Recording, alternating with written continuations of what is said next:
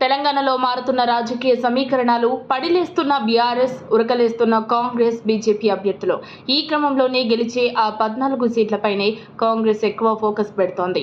రిజర్వేషన్ల రద్దు అని కాంగ్రెస్ నేతలు చేస్తున్న ప్రచారంతో బీజేపీకి వ్యతిరేక పవనాలు, ఓటు బ్యాంకుకు గండిపడే అవకాశాలు మెండుగా ఉన్నట్లు విశ్లేషణలు వినిపిస్తున్నాయి. కరీంనగర్ పార్లమెంటు నియోజకవర్గంలో బీఆర్ఎస్ వర్సెస్ బీజేపీ హోరాహోరీగా తలపడనున్నాయి.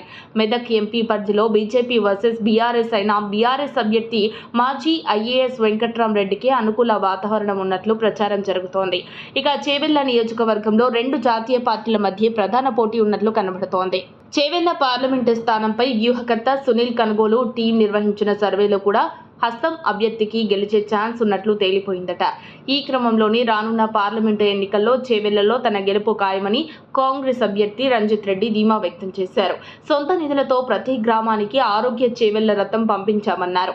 అపోలో హాస్పిటల్ ఉన్న విశ్వేశ్వరరెడ్డి ఏ ఒక్కరికి వైద్య సహాయం చేయలేదన్నారు. కరోనా సమయంలో ఏ ఒక్కరికి కూడా ఆయన సహాయం చేయలేదన్నారు. రాష్ట్రంలో జరగబోయే పార్లమెంటు ఎన్నికల్లో 3 లక్షల మెజార్టీతో గెలుస్తానని చెప్పుకుంటున్న విశ్వేశ్వరరెడ్డి మరి ప్రతిరోజు ప్రచారంలో తన పేరు ఎందుకు ఎత్తుతున్నారని ప్రశ్నించారు.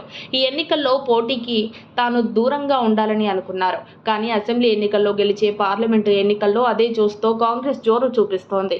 ఈ మేరకు సీఎం రేవంత్ రెడ్డి ఆహ్వానంతో కాంగ్రెస్లో చేరి పోటీ చేస్తున్నట్లు రంజిత్ రెడ్డి చెప్పారు. తనపై వస్తున్న భూ కబ్జా ఆరోపణలను నిరూపిస్తే వాటిని కొండా విశ్వేశ్వరరెడ్డికి లేదా రాష్ట్ర ప్రభుత్వానికి రాసిస్తారని చేవెళ్ల బీజేపీ ఎంపీ అభ్యర్థి కొండా విశ్వేశ్వరరెడ్డికి కాంగ్రెస్ ఎంపీ అభ్యర్థి రంజిత్ రెడ్డి బంపర్ ఆఫర్ ఇచ్చారు.